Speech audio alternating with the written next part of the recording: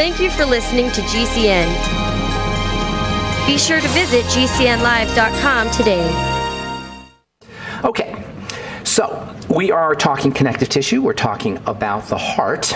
Connective tissue, of course, involves lots more than the heart. If you have fibromyalgia, chronic fatigue, migraine headaches, arthritis, autoimmune diseases, all of these involve the connective tissue. But heart disease is one of those health challenges that millions and millions of Americans are dealing with, but one of those health challenges that doesn't really get thought of as a connective tissue problem, but indeed it is.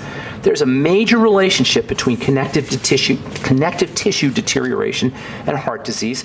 All heart disease, really, including congestive heart failure, which is it basically means your heart doesn't work. Your heart fails. The heart doesn't pump efficiently.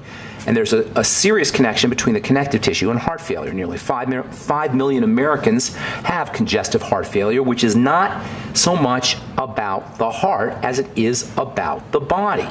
Heart failure does not occur by itself. It's part of a general deterioration of the body. Specifically, heart failure is about a general deterioration of the connective tissue. Heart failure and connective tissue diseases go hand in hand, and nothing exemplifies the flawed nature of medicine and the flawed nature of cardiology more than the idea that we can treat the heart by itself, that we can just treat the heart without addressing the systemic bodily breakdown, the way the body breaks down as a whole. This lack of understanding between the relationship of the connective tissue and the rest of the body, specifically the heart, is why doctors will resort to butchering the body with bypasses and drugging it up with beta blockers and calcium channel blockers and ACE inhibitors, and promote this purely idiotic idea with a capital I that you can make the heart better by artificially suppressing cholesterol production. The relationship between the heart and the connective tissue is about our electrical nature. It's about our electricity, our bioelectricity. The heart is a highly electrical system, and connective tissue is likewise electrical. The connective tissue is an electrical network which is unfortunately not appreciated as such because we still live in this biochemical world, in this chemical world where the body is seen as a chemical system, not an electrical system. It's seen as a mechanical and chemical system. We haven't yet absorbed the truth of the electrical or quantum nature of the world. The connective tissue and the electrical system, and really without getting into too much strange science, the quantum nature of the body is about how the body is put together as a unit, as a homogeneous whole. We don't live in a separate world. Our senses tell us that the world is separate, that our body is made up of separate parts. We live in a field, and everything is connected to each other. The connective tissue exposes the idea, the fallacy, that we live in a separate world, and then our body is made up of separate components. Via the connective tissue, the entire body operates as a coherent system, where the top of your head is instantly connected to the bottom of your foot. The connective tissue is the physical manifestation of the body not as separate parts, but as a field, as a unit. And this field encompasses all of our organs. The brain has a field, the nervous system has a field, the bones have a field, the muscles have a field, and all these fields interact with each other. The heart has a major electrical field. The heart is so unbelievably amazing. It's about the size of the fist.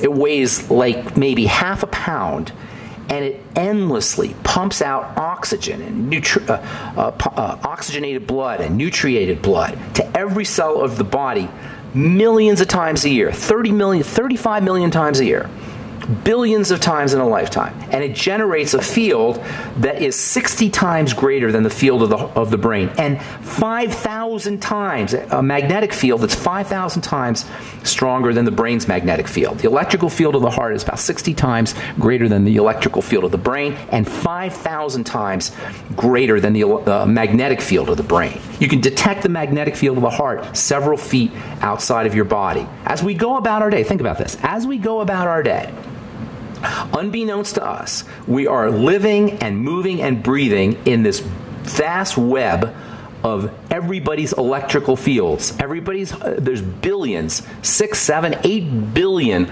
electrical heart fields all over, everywhere we go, and we're living in everybody else's heart fields, and everybody else is living in ours. And we don't know any of this. We're not taught any of this. In fact, most people think this is crazy. Many of you guys out there think this is just crazy.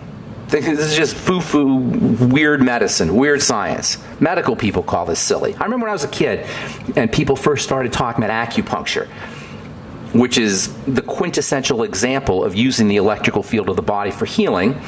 Back when I was a kid, in the 60s and 70s, it was considered to be just this crazy quack science. What do you mean, stick needles in your body? How does that work? Stick needle? That can't be right. Even though for thousands of years, acupuncture has been used with tremendous effects and health benefits. Everybody knew it worked. In China, it was being used not only to heal disease, but as an anesthetic. Women would go through childbirth. They deliver babies with no anesthetic, just acupuncture. They would do surgical procedures with no anesthetic, with just acupuncture. Clearly, it worked, and nobody understood this thing because nobody understood or thought of the body as an electrical system. All right, I'm Pharmacist Benny. All right, this is from the journal Lupus. June 2005, the clinical cardiac manifestations most frequently reported in something called myositis, which is a connective tissue disease. The clinical cardiac manifestations most frequently reported in connective tissue disease are congestive heart failure and conduction abnormalities. That means electrical conduction problems in the heart that may lead to complete heart block and coronary artery disease. Connective tissue disease and heart disease go hand in hand. And this makes perfect sense when you understand the electrical nature of the heart and the electrical nature of the connective tissue. We don't talk about the connective tissue and its ability to link every part of the body up via electricity anywhere near enough, even though logic tells us that the body's an electrical system, the connective tissue is electrical, and the heart is electrical, there must be some kind of link. When I was a kid growing up, nobody could understand acupuncture. They knew it worked because in China, they were doing all kinds of surgical procedures with it, and they were curing disease with it for thousands of years. So they knew it worked, but doctors said, well, it must be the placebo effect. Why? Because nobody really saw that there was one unifying conducting system in the body. Well, some people saw it, but modern medicine didn't recognize that the connective tissue was a unified electrical network that conducted electricity throughout the body, for every cell of the body. The connective tissue is this missing electrical link. It's this missing link that describes the electrical network or the electrical nature of the body. The connective tissue is not just mechanical. Everybody knew it was mechanical. It was important for posture. It was important for keeping the body held upright. We knew the bone was connective tissue, but nobody recognized it as an electrical system. This, by the way, is why exercise is so important. You improve your body's electrical network when you exercise. This is why yoga is so important. This is why using things like glucosamine, using vitamin C, using your bone broth protein is so important. This is why limiting the intake of sugar is so important. Sugar plays a particularly nasty role when it comes to destroying connective tissue. Connective tissue plus sugar is a very bad combination. There's no organ more important than on the electrical nature of the connective tissue more than the heart. Once the connective tissue breaks down, it's going to break down everywhere. And the heart has connective tissue as much as any other part of the body has connective tissue. The heart cells sit on a framework of connective tissue. Once the connective tissue breaks down, it's going to break down everywhere, and that includes the heart, and heart disease will be inevitable, and still we persist in this idiotic notion that suppressing cholesterol, idiotic notion. I don't know how firmer I could be. It's idiotic. This idiotic idea that suppressing cholesterol with statin drugs is somehow the best way to prevent a heart attack or heart disease.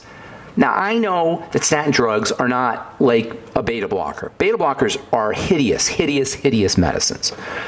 Calcium channel blockers are hideous medicines. Many of the so-called vasodilators, blood vessel opener drugs, are hideous. Digoxin, Lanoxin, hideous. Statin drugs are not in that category. This is why doctors feel more comfortable just dispensing it like candy. This is why 25% of Americans, or somewhere near that number, maybe even more, are on a statin drug. This is why you walk in with even a hint of a heart problem, and you're going to get a statin drug. So it's true. Statin drugs are not that deadly. But they're still drugs. They're still going to affect your liver. They're still going to require detox for the liver. And even though the FDA no longer recommends routine liver exams for folks who are on statin drugs, they used to say everybody on a statin drug had to have, or every 6 months had to have their liver checked. They don't say that anymore, okay? But that doesn't mean it's not toxic for the liver. It is toxic for the liver. All drugs are toxic for the liver. All drugs have to be processed by the liver. The only thing that the body wants inside it are things that are already part of it. I came up with a word to describe this many years ago in the skincare world. I call it biogenic. The only thing the body wants and the only thing the skin wants are biogenic substances. That is, substances that are found in biology. Drugs do not meet that category, and 99% of topical skincare ingredients don't meet that category either, which is why I don't use them. The body only wants things it recognizes, that it knows what to do with. Drugs do not fit that category, and even though statin drugs are not as toxic as some others, they still have to be processed as a poison. Not to mention the fact that cholesterol is if not the key player, it is a key player, but probably it is the key player in cellular health. And you're going to take a drug that suppresses cholesterol? Are you joking? Are you kidding me? You're going to take a drug, you're going to dispense a drug, doctor, that is going to suppress the production of what is arguably, and I say inarguably, the body's most important chemical, literally responsible for the electrical nature of a cell, or at least the cell membrane? Are you joking? Unbelievable. The relationship between health, good bodily health, good brain health, good cellular health, good hormone health, and the production of cholesterol is so profound and so significant that we got to ask this question. Is it this cholesterol phobia meme, this mind virus that has been inserted into society, that has been inserted into culture by the evil pharmacomedical model? We have to ask ourselves, is this intentional? Is this an intentional way to make humanity weak?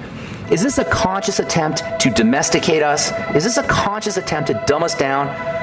That's how important cholesterol is for the body. We got to ask, is this some kind of evil plot?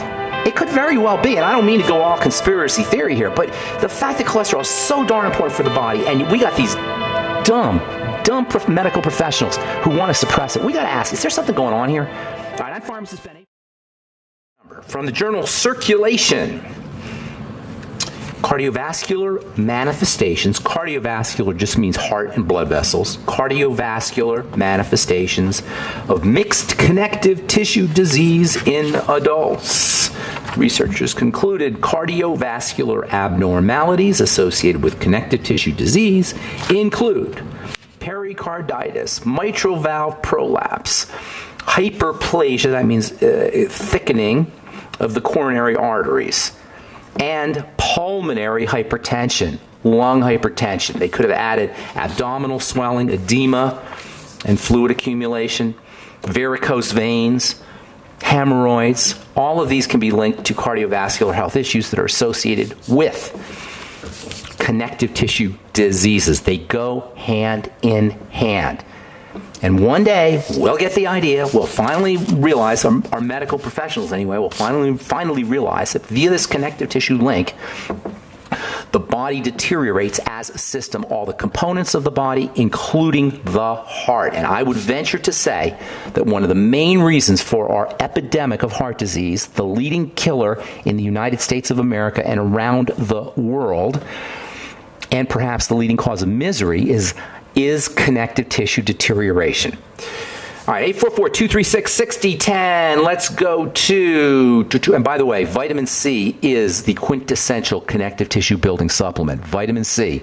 And vitamin C deterioration, or vitamin C deficiency disease, scurvy, is a connective tissue problem, a connective tissue disease. We die from connective tissue dissolution, the dissolving of connective tissue under vitamin C deficiency. That's how we die from scurvy.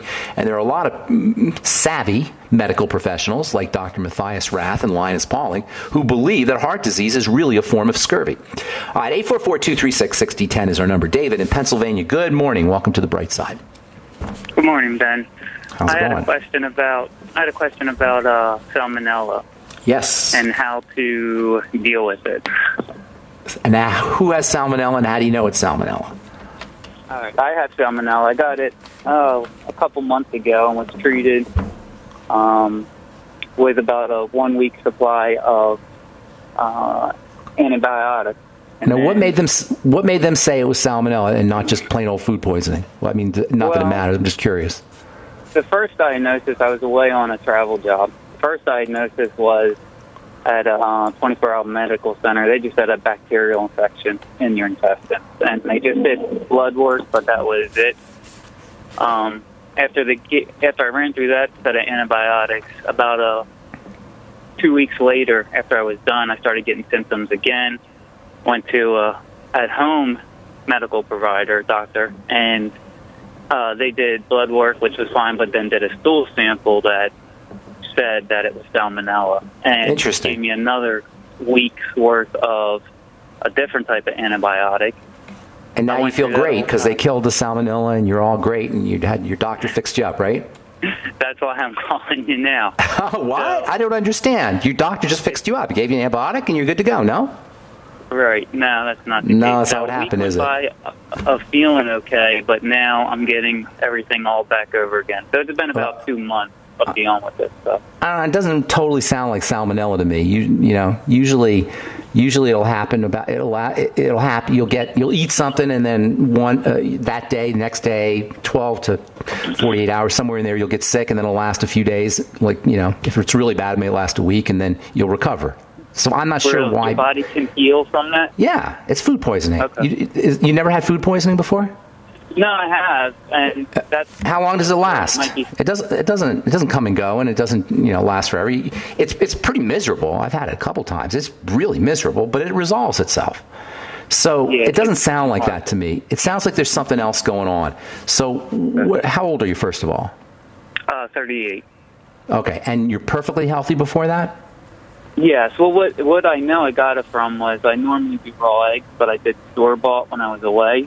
And you did what? Oh, store-bought eggs? Store-bought eggs, yeah, and I was eating raw eggs, so I had about 8 of them. So I was pretty sure that's how I got it.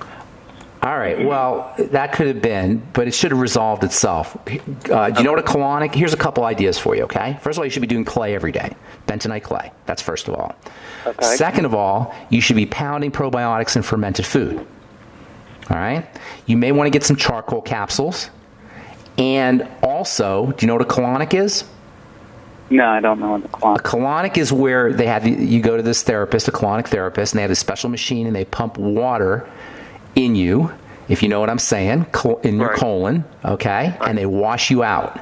And by the way, it's a wonderful treatment just for everybody, but it's especially good if you have anything going on, dysbiosis, messed up gut bacteria, or if you have food poisoning. I had it done when I had food poisoning. It was amazing. So cleaning yourself out, it's good for everybody, but cleaning yourself out. You might also want to try nutrients that support the immune system. Lots of vitamin C, selenium, zinc, N-acetylcysteine, NAC, if you've heard of that. And you might want to try some alpha-lipoic acid as well. And then I think I said vegetable juices, probiotics, and fermented foods, restoring gut bacteria. The antibiotics probably did a number in your gut. You may be dealing with problems from the antibiotics, for all you know. Okay. Wow. All right. And the bentonite clay and also the charcoal caps can help too, and the colonics. Those are all very important. That's what I would be doing. I do have all these things. I just kind of stopped. I'm doing that 3 days of no eating, just drinking water and letting my inflammation, because when I do have to use the bathroom, it's just like painful.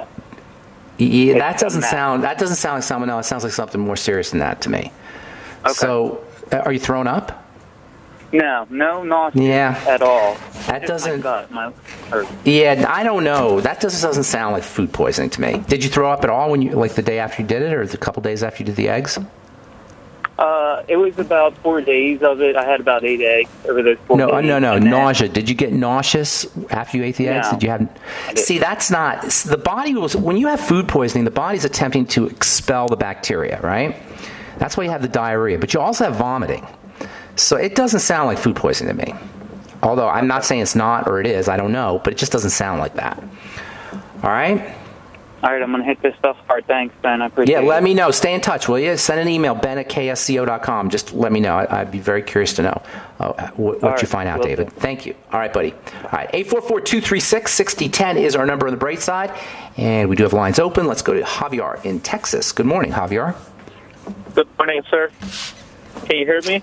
Yes, sir. What's going on, Javier? Sir, I was calling because I went for they repaired a little bit of a surgery. I had surgery, and then I went into the hospital because it got infected. What kind of surgery did you have? On my, what they call it, on your penis, when they take off the skin. A circumcision? Yes. Okay, hang on, Javier. We gotta take a break. We got to take a break. Okay, don't go away. I'm Pharmacist Ben. You're listening to The Bright Side. We will be back right after this. All right, we're talking to Javier in Texas. Javier, my friend, are you there?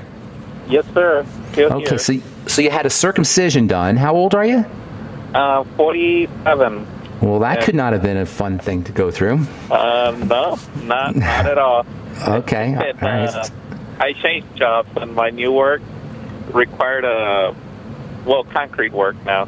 And it required a circumcision? I don't understand. Well, no, because they would rub my thingy. Okay, all right. That's a lot of detail, but that's kind of interesting. I never would have thought of that, I have to admit. And they told me to take it out, so I did. Okay, and all right. I went to work like 3 days after that, and it tore, and I ended up at the hospital. Goodness. Oh, my Javier. Oh, my goodness.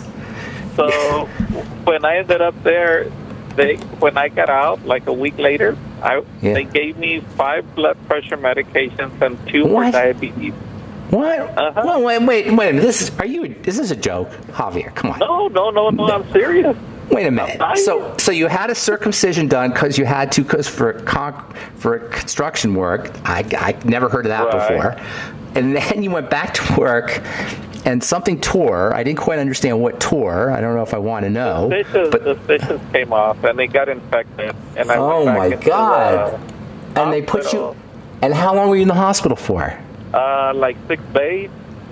And then you left with prescriptions for 6 antihypertensives? 5 hypertension drugs and 2 diabetes drugs. I never had diabetes, and I never had unbelievable. That's blowing me away. You are totally blowing me away here. Are you still on those drugs? I'm on 2 of the blood pressure medication, and then they put me on another one because they're trying to take. And this is the ones that I'm on minoxidil and methadone. No way, minoxidil? That is one nasty drug. That is one horrible drug, minoxidil. It makes me feel like... It's an awful drug. I didn't even know they still use it. What else is the other one? Metoprolol.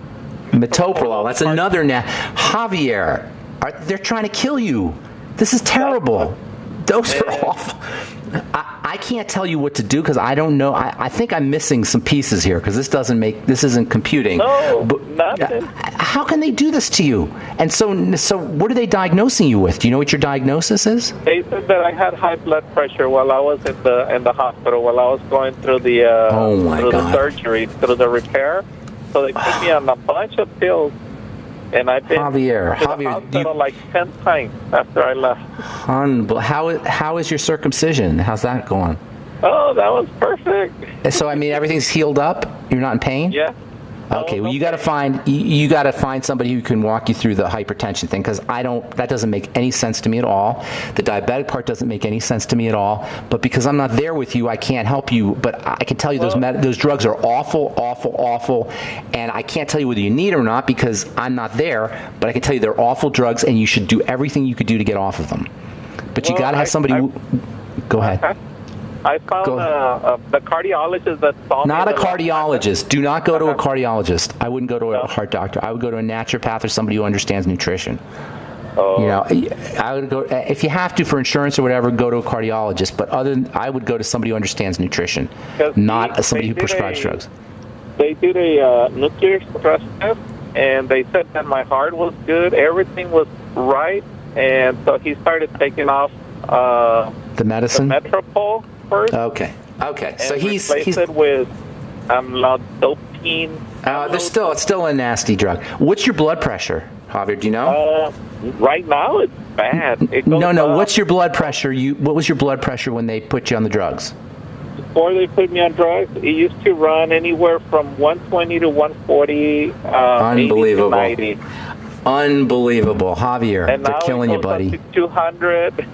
That's blowing me away. That's just craziness. That's got to be one of the craziest stories I've ever heard. Although, unfortunately, I'm not totally surprised because this is just, when you read about all the prescriptions that people are taking, the billions and billions of prescriptions that people are taking, it's like 4 billion a year, and you think about most people don't take prescriptions. You got to understand that some people are taking a lot of prescriptions, and you're one of them. And this is how it's done.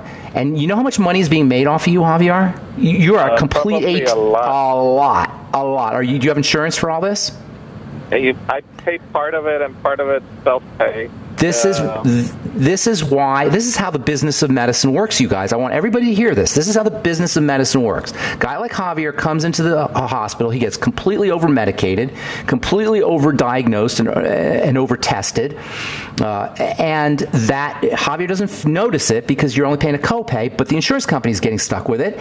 And then the insurance company turns around and raises our premiums, and the cost of medicine increases. And it's all because an innocent guy like Javier goes in for a medical procedure and comes out as a ward of the medical model, as an ATM for the medical model to feed off of. It is so awful. It is so terrible. Javier, you're a poster child for this, my friend.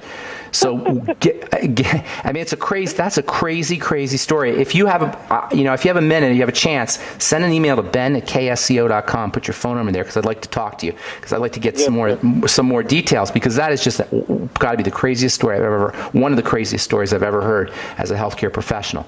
So I'd be weaning myself off of those drugs. Those are terrible drugs. Have a naturopath who understands nutrition start working with you. And then as far as healing up goes, there's a lot of nutrients you could take to speed healing, but it sounds like you're doing okay. You should definitely get on a supplement program, though. I would get on the Beyond Tangy Tangerine as soon as possible. I use all that. I use the Beyond Tangerine, but they told me to stop using it because they told you vitamin K or vitamin C. Oh my God, Javier, that is just that is mind-blowing. So they want to put you on 5 drugs, some of the most horrible drugs there are, and take you off your nutrients because of the vitamin K. Yep. Unreal. Okay, I feel like you probably feel terrible. I'm sure you do. How did you feel after you were on those 5 drugs? I couldn't get up, sir. I used to work. I worked construction all my life, and I couldn't get up. I couldn't even get up to go to the bathroom. Unbelievable. That is just too crazy. I'm sure people got to be cracking up listening to this. Javier, I'm so sorry, brother, but it sounds like you're turning things around. If you send me an email put your phone number there. Stay on the Beyond Tangy Tangerine. If you want to get on the Healthy Start Pack, that would be great. Pretty much all the things that we talk about regularly on the program. Sir. Okay, and God bless you, my friend. Good luck with everything. All right, that's got to be that might be the craziest story I've ever heard. Guy goes into the hospital because he got circumcised. He needs to heal. He leaves with 5 blood pressure medicines and 2 anti-diabetic medicines and feels like crap. Unreal. All right, I'm Pharmacist Ben. Thank you for listening, friends. Check out my website, truthtreatments.com, brightsidehealth.com. brightsidehealth.com, as well as criticalhealthnews.com, pharmacistben.com, or brightsideben.com.